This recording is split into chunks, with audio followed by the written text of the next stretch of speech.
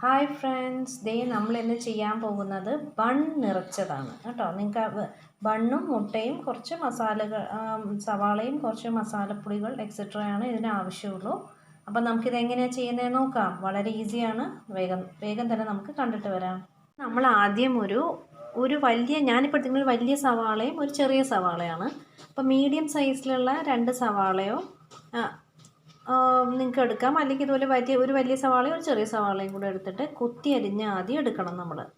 പിന്നെ അതിന് ശേഷം ഞാനൊരു പാന് അടുപ്പത്തേക്ക് വെച്ചിട്ട് അതിലേക്ക് കുറച്ച് പെരുംജീരകം ആഡ് ചെയ്ത് കൊടുത്തിട്ടുണ്ട്. എണ്ണ ഇട്ടിട്ട് പെരുംജീരകം അതിലേക്ക് ഒന്ന് ആഡ് ചെയ്ത് കൊടുത്തിട്ടുണ്ട്. ചൂടായിട്ട് 1 ടീസ്പൂൺ പെരുംജീരകമാണ് ഞാൻ ആഡ് ചെയ്ത് കൊടുത്തിട്ടുള്ളത്. അത് മൂത്ത് വന്നിട്ടുണ്ട്. അതിലേക്ക് ഞാനിപ്പോൾ ഈ സവാളയും കൂടെ ആഡ് ചെയ്യാൻ പോകണം. നമ്മൾ ചേർത്ത മുഴുവൻ സവാള ഇതുപോലെ ആഡ് ചെയ്ത് കൊടുക്കുക.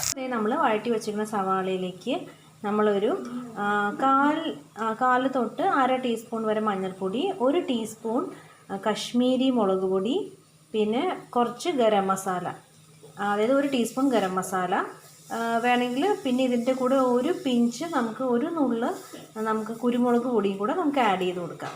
ഇതെല്ലാം കൂടെ ചേർത്ത് നമ്മുടെ സവാള ഇനി നന്നായിട്ട് നമുക്ക് വഴറ്റിയെടുക്കാം. സവാള കണ്ടോ, ആ മസാലകളൊക്കെ ചേർത്ത് നന്നായിട്ട് വഴറ്റിയെടുത്തിട്ടുണ്ട്. നമ്മൾ ഒരല്പം കൂടെ നേരം ഒന്ന് വഴന്ന് വരുന്നവരെ നമുക്ക് അടച്ചിട്ടിട്ട് ഒന്ന് വേവിക്കാം. അപ്പം നമ്മൾ ആ മസാലയൊക്കെ ഇട്ട് നമ്മുടെ സവാള വഴറ്റി റെഡിയാക്കി വെച്ചിട്ടുണ്ട്. നമ്മൾ സ്റ്റഫ് ചെയ്യാനുള്ള മസാല റെഡി ആയിട്ടുണ്ട്. 4 മുട്ടയുടെ സ്ലൈസസ്, അതായത് 2 മുട്ട പുഴുങ്ങിയെടുത്തിട്ട് കട്ട് ചെയ്ത് വെച്ചത് നമുക്ക് അപ്പോഴത്തേക്ക് റെഡിയാക്കി വെക്കാം. നമുക്ക് എങ്ങനെയാണ് ബണ്ണ് റെഡിയാക്കണേ നോക്കാം. അപ്പം ഞാൻ 4 ബണ്ണ് അതിൻ്റെ അടുത്തുള്ള, അതിൽ ഞാൻ ഒരെണ്ണം ഞാനിപ്പോൾ കാണിച്ചു തരാം. ഇതിൻ്റെ ബാക്ക് സൈഡ്, ബണ്ണിൻ്റെ ബാക്കിലത്തെ ഭാഗം ഒരു ചതുരം പോലെ ഒന്ന് കട്ട് ചെയ്തെടുക്കാം. ഇവിടെയാണ് നമ്മൾ ആ ഫില്ലിങ് വയ്ക്കാൻ പോകുന്നത്. ഇങ്ങനെ കട്ട് ചെയ്യുക. ഉണ്ടോ, ഇങ്ങനെ കട്ട് ചെയ്തിട്ട് ആ ഒരു പീസ് മാത്രം ഒന്ന് പൊക്കിയെടുക്കുക. കുറച്ച് സൂക്ഷിച്ച് ചെയ്യണം, ബിക്കോസ് ബണ്ണിൻ്റെ സോഫ്റ്റ്നെസ് പോലെ പെട്ടെന്ന് പോകാണ്ട്. ഇതിപ്പോൾ ഒരു പോർഷൻ ഞാൻ എടുത്തു. ഇനി ഇതിൻ്റെ അകത്തെ ഭാഗം നന്നായിട്ടൊന്ന് നമ്മൾ കൈ കൊണ്ട് തന്നെ നന്നായിട്ടൊന്ന്, നമ്മുടെ ഫില്ലിങ് വയ്ക്കേണ്ട സ്ഥലമാണ്. അപ്പോൾ അതിനുള്ളൊരു ഗ്യാപ്പ് ഉണ്ടാക്കാൻ വേണ്ടി അകത്തിരിക്കുന്ന ബണ്ണിൻ്റെ ആ പോർഷൻസ് നമ്മളൊന്ന് എടുത്ത് മാറ്റണം. ഇത് നമുക്ക് ആവശ്യമുണ്ട്. നമുക്ക് അതെ, ഞാൻ പറഞ്ഞുതരാം എങ്ങനെയാണ് അത് യൂസ് ചെയ്യേണ്ടത്. അപ്പം നമുക്ക് ഇതേപോലെ ഒരു ബണ്ണ് ക്ലീൻ ചെയ്ത് കണ്ടോ, ഇതേപോലെ അതിൻ്റെ ഉള്ളിലൊരു ഗ്യാപ്പ് ഉണ്ടാക്കി എടുക്കണം. കണ്ടോ, 4 ബണ്ണുകളും നമ്മളിങ്ങനെ ഒരു പോർഷൻ കട്ട് ചെയ്തെടുത്തിട്ടുണ്ട്. പിന്നെ ഈ കട്ട് ചെയ്ത നമ്മുടെ ആ ഒരു ഭാഗത്തിൻ്റെ അകത്ത് കുറച്ച് അധികം കട്ട് ചെയ്തിട്ടുണ്ടെങ്കിൽ അതും കൂടെ നമ്മൾ ആ ഒരു അകത്തെ പോർഷൻ ഒന്ന് മാറ്റി വെച്ചില്ല, അതിൻ്റെ കൂടെ ഒന്ന് പൊട്ടിച്ചിട്ടാൽ മതി. ഇനി അകത്ത് നമ്മൾ എടുത്ത് വെച്ചിരിക്കുന്നത് കണ്ടോ, ഇതേപോലെ പൊടിച്ച് വെച്ചിരിക്കുകയാണ്. അകത്തുണ്ടായിരുന്ന ആ ഒരു എക്സസ് ആയിട്ടുള്ള, അത് നമുക്ക് ആവശ്യമുണ്ട്. അത് നമുക്ക് ഇത്തിരി ഒരു അല്പം വെള്ളം ഇട്ടിട്ട് ഒന്ന് കുഴച്ച് വയ്ക്കാം. അത് കണ്ടോ, നമ്മളത് നന്നായിട്ട് കുറച്ച് വെള്ളം, 1-2 ടേബിൾ സ്പൂൺ വെള്ളം നമുക്ക് ഇടുമ്പോൾ തന്നെ അറിയാൻ പറ്റും. അങ്ങനെ കുഴഞ്ഞ് കിട്ടാൻ പാകത്തിന് കുറച്ച് ആ ബാക്കി ഉണ്ടായിരുന്ന ബണ്ണിൻ്റെ അകത്തെ പോർഷൻ റെഡിയാക്കി എടുക്കണം കേട്ടോ.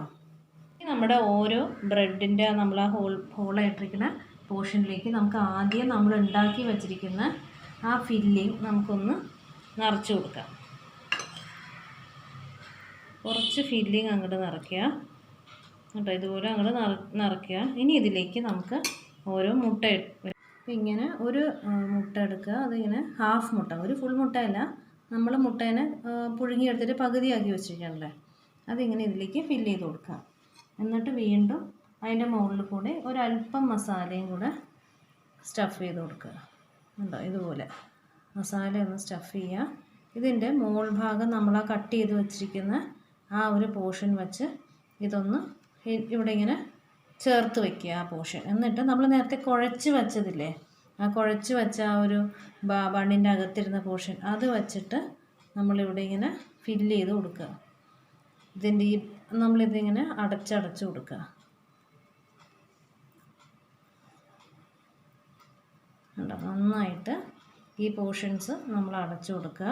ഇപ്പോൾ കണ്ടോ, ഇതിപ്പോൾ അതിൽ തന്നെ നന്നായിട്ട് ഒട്ടിയിരുന്നു. ഇനി നമുക്ക് ഇങ്ങനെ ഓരോ ബ്രെഡും നമുക്ക് ഇതേപോലെ ഒന്ന് അടച്ചെടുക്കണം. കണ്ടോ, നമ്മുടെ 4 ബണ്ണും നമ്മൾ ഇതുപോലെ സൈഡ്സൊക്കെ ഒട്ടിച്ചെടുത്ത്. ഇതിൻ്റെ ബണ്ണിൻ്റെ ബാക്കാണ്, അതിൻ്റെ ഫ്രണ്ട് പോർഷൻ കണ്ടോ ഇങ്ങനെ ഇരിക്കും. ഫ്രണ്ട് അതേപോലെ നല്ല കറക്റ്റായിട്ടിരിക്കും, ബാക്ക് ഇങ്ങനെ ഇരിക്കും. ഇനി നമുക്കിതെല്ലാം നന്നായിട്ടൊന്ന് മുട്ടയിൽ കോട്ട് ചെയ്തെടുക്കണം. അതിന് വേണ്ടി ഒരു മുട്ട ഒന്ന് അടിച്ചെടുക്കുക. കണ്ട ഒരു മുട്ട ഇങ്ങനെ നന്നായിട്ടൊന്ന് മിക്സ് ചെയ്തെടുക്കുക.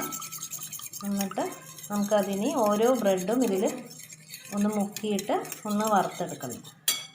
നന്നായിട്ടൊന്ന് അടിച്ചെടുത്ത മുട്ടയിലേക്ക് അര ടീസ്പൂൺ കുരുമുളക് പൊടിയും കുറച്ച് ടേസ്റ്റിന് വേണ്ടി ഒരു അല്പം ഒരു നുള്ള് ഉപ്പും കൂടെ ഇട്ടിട്ടുണ്ട്.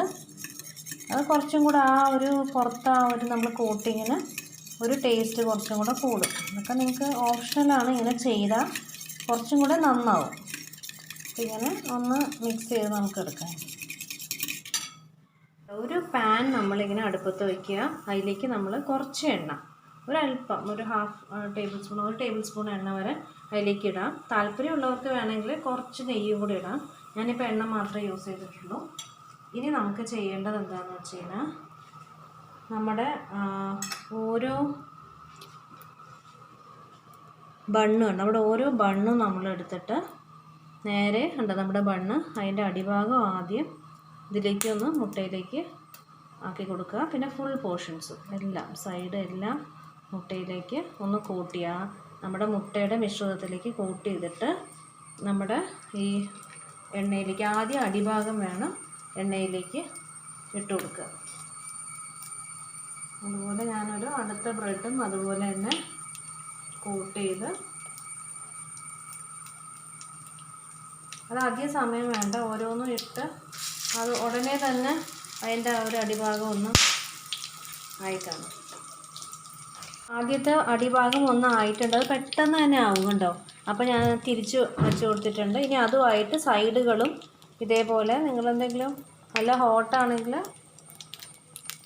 ഇനി അതിൻ്റെ സൈഡുകളും അതേപോലെ ഉണ്ടോ, ബാക്ക് പോർഷനും ഒന്ന് അതിൻ്റെ ആയിട്ടുണ്ട്. അതിൻ്റെ സൈഡുകളും എല്ലാം ഒന്ന് ചെറുതായിട്ട് നമ്മളൊന്ന് ചൂടാക്കി കൊടുക്കുക, അതിൻ്റെ എല്ലാ വശവും. അപ്പോൾ 2 ബ്രെഡിൻ്റെ എല്ലാ വശവും ഇതേപോലെ തന്നെ ഒന്ന് ചൂടായിട്ടുണ്ടെന്ന് ഉറപ്പ് വരുത്തുക. എന്നിട്ട് അത് നമുക്ക് മാറ്റാം.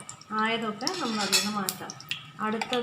അടുത്ത ബണ്ണും നമ്മൾ അതേപോലെ തന്നെ എല്ലാ സൈഡും ഒന്ന് കൂട്ടി നിർത്തി. ഈ ബണ്ണ് നമ്മൾ ഇതിൽ മുട്ടയിലിട്ട് ചെയ്യുമ്പോൾ വളരെ സോഫ്റ്റ് ആവും.